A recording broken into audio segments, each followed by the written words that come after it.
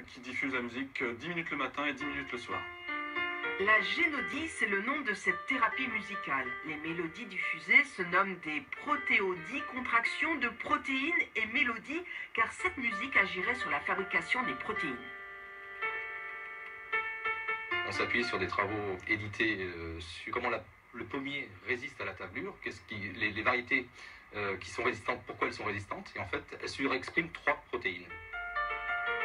On a pris ces 3 protéines, on les a transférées en succession de notes, et c'est ce qu'on diffuse. Donc là, on est censé stimuler les défenses du pommier à la tablure. Les pommiers, comme tout organisme vivant, donc ont des cellules, ont un métabolisme, produisent des protéines, et ont en eux ces mélodies. Et nous, là, le fait de les reproduire, ça vient intensifier leur expression. Naturellement, sur les animaux également, des protéines peuvent être utilisées pour favoriser la lactation, par exemple. Il y a une musique de la protéine du lait. Alors, il y en a plusieurs en l'occurrence. Je pense à une qui est la prolactine, qui effectivement est l'une des hormones qui favorise la lactation. Sur l'humain, effectivement aussi. Est-ce qu'on ne vous a pas pris pour un original? Les voisins ont été un peu surpris d'entendre de la musique dans les vergers, mais bon, au final, si les résultats sont là, moi je fonce vers ça, vers cette technique.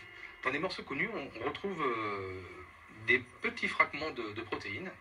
Un exemple, par exemple, une enzyme qui sert à la fermentation, on va la retrouver dans la symphonie pastorale.